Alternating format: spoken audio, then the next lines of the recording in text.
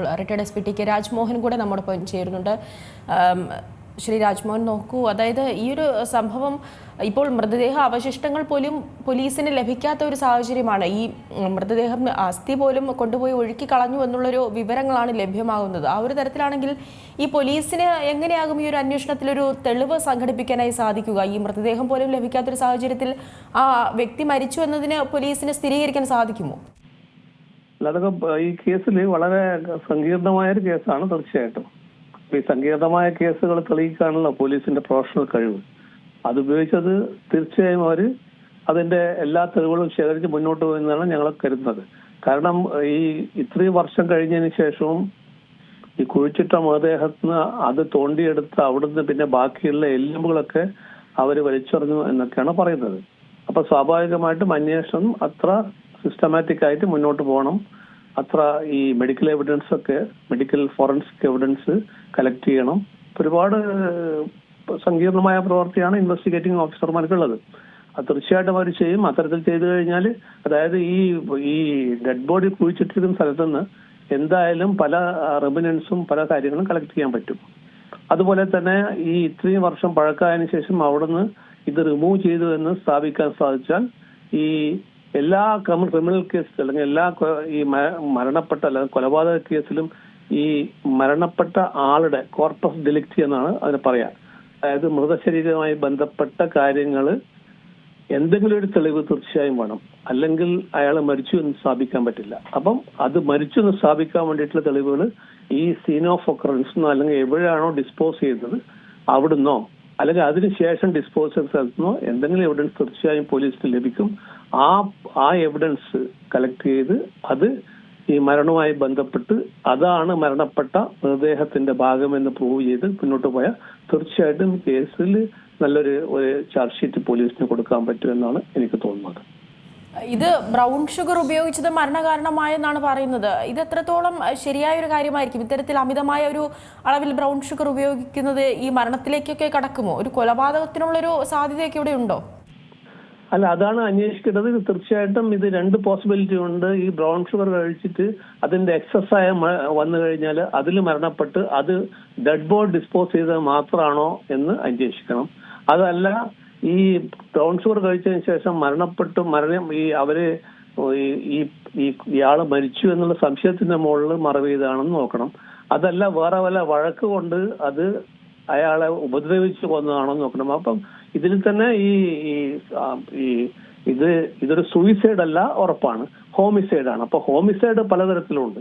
Homicide തന്നെ culpable not amounting to murder പല type ഉണ്ട്. അപ്പൊ അതിന്റെ തീവ്രത 302 പഴയ വകുപ്പ് IPC 302 അപ്പൊ അല്ലെങ്കിൽ 304 അങ്ങനെ പല വകുപ്പുകളിൽ വ്യത്യാസമൊക്കെ ഉണ്ട്. അപ്പൊ അന്വേഷിച്ച് മാത്രമേ കണ്ടെത്താൻ പറ്റുള്ളൂ ഇത് കൊലപാതകമാണോ, അതല്ല ഈ ബ്രൗൺ ഷുഗർ കഴിച്ചിട്ടുള്ള മരണമാണോ, അതല്ല ഈ മരണപ്പെട്ടു സംശയത്തിന് മുകളിൽ മറവ് ചെയ്തതാണോ, അങ്ങനെയുള്ള കാര്യങ്ങളൊക്കെ അതിന്റെ ഇന്റൻസിറ്റി ഓഫ് മർഡർ അല്ലെങ്കിൽ ഇന്റൻസിറ്റി ഓഫ് ഈ മരണത്തിന്റെ ഇന്റൻസിറ്റി എങ്ങനെയാണെന്നും അതിൽ പ്രതികൾക്ക് റോൾ എന്താണെന്നും എസ്റ്റാബ്ലിഷിന്റെ ഉത്തരവാദിത്വം തീർച്ചയായിട്ടും ഈ അന്വേഷണ ഉദ്യോഗസ്ഥന്മാർക്കുണ്ട്. അതൊക്കെ അവർ കണ്ടുപിടിച്ചു കഴിഞ്ഞാൽ തീർച്ചയായിട്ടും ഏത് തരത്തിലുള്ള മരണമാണ്, അതായത് ബ്രൗൺ ഷുഗർ കഴിച്ചിട്ടാണോ, അതല്ല മരണപ്പെട്ടു പോയതാണോ, അല്ല ഇവർ തമ്മിലുള്ള പിടിവലിയിൽ മരണപ്പെട്ടതാണോ, ഇങ്ങനെയുള്ള കാര്യങ്ങൾ മനസ്സിലാവുള്ളൂ.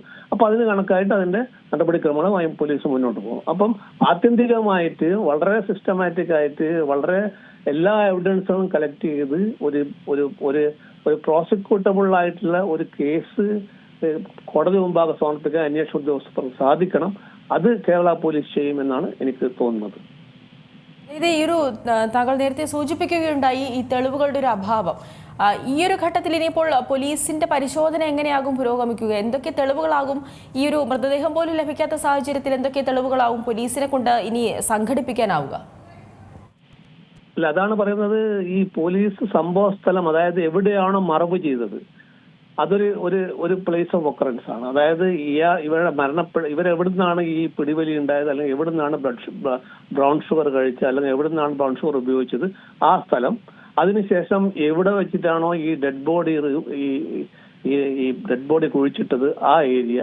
അതിനുശേഷം കുറച്ചു കാലം കഴിഞ്ഞതിന് ശേഷം അവരത് തോണ്ടിയെടുത്തിട്ടുണ്ടെങ്കിൽ അത് ഈ എല്ലുകളൊക്കെ ഒഴിച്ചു വറസിൽ തോണ്ടി നശിപ്പിച്ചു എന്നാ പറയുന്നത്. ആ ഏരിയ ഇങ്ങനെ ഈ പല ഏരിയകളിലും എവിടെയൊക്കെ ആക്ടിവിറ്റീസ്, അതായത് ഈ കേസുമായി ബന്ധപ്പെട്ട് എവിടെയൊക്കെ ആക്ടിവിറ്റീസ് നടന്നിട്ടുണ്ട് ആ ഏരിയയിലൊക്കെ വളരെ സിസ്റ്റമാറ്റിക് ആയിട്ട് സെർച്ച് ചെയ്ത് ഇത്ര എല്ലാം മൈന്യൂട്ടായ എവിഡൻസുകളും കളക്ട് ചെയ്ത് മുന്നോട്ട് പോയാൽ തീർച്ചയായിട്ടും ഇതിന്റെ ഈ പറഞ്ഞ പല എവിഡൻസുകളും ലഭിക്കും. കാരണം എന്തായാലും ഒരു കുറ്റകൃത്യം അത് മരിക്കുന്നില്ല. ക്രൈം നെവർ ഡൈസ് എന്നാ പറയുന്നത്.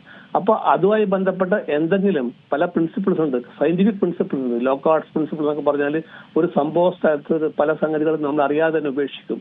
അവിടുന്ന് അറിയാതെ പല കാര്യങ്ങളും മുന്നോട്ട് കൊണ്ടുപോകും. അപ്പൊ അങ്ങനെയുള്ള പല കാര്യങ്ങളും വളരെ മൈന്യൂട്ടായിട്ടും വളരെ സിസ്റ്റമാറ്റിക് ആയിട്ടും വളരെ കെയർഫുൾ ആയിട്ട് വളരെ ശ്രദ്ധയോടുകൂടി ഈ സംഭവ സ്ഥലങ്ങളൊക്കെ പരിശോധിച്ചാൽ തീർച്ചയായിട്ടും ലിങ്ക് ചെയ്യാൻ പറ്റിയ പല സയന്റിഫിക് എവിഡൻസും, അതായത് നമ്മൾ കണ്ണുകൊണ്ട് കാണപ്പെടാത്ത പല സയന്റിഫിക് എവിഡൻസും നമുക്ക് ലഭിക്കും. അതാണ് പറയുന്നത് ഫോറൻസിക് ടീമിന് വളരെ ഡീറ്റെയിൽ ആയിട്ടുള്ള ഒരു ജോലി ചെയ്തിട്ടുണ്ട്. അവരും കൂടി പോലീസിനെ സഹായിച്ച് ഈ ഫോറൻസിക് എവിഡൻസ് എല്ലാം കളക്ട് ചെയ്ത് കഴിഞ്ഞാൽ തീർച്ചയായിട്ടും ഒരു നല്ല കേസ്, ഒരു പ്രോസിക്യൂട്ടബിൾ ആയ ഒരു കേസ് ഇതിലേക്ക് ചാർജ് ഷീറ്റ് ചെയ്യാൻ പറ്റുമെന്ന് തന്നെയാണ് എനിക്ക് തോന്നുന്നത്. ശരി, വളരെയധികം നന്ദി ശ്രീ ടി.കെ. രാജ്മോഹൻ പ്രതികരിച്ചതിന്. ഏറ്റവും പുതിയ വാർത്തകളും വിശേഷങ്ങളും വിരൽ തുമ്പിലറിയാൻ സീ മലയാളം ന്യൂസ് എല്ലാ ഡിജിറ്റൽ പ്ലാറ്റ്ഫോമുകളിലും ലഭ്യം.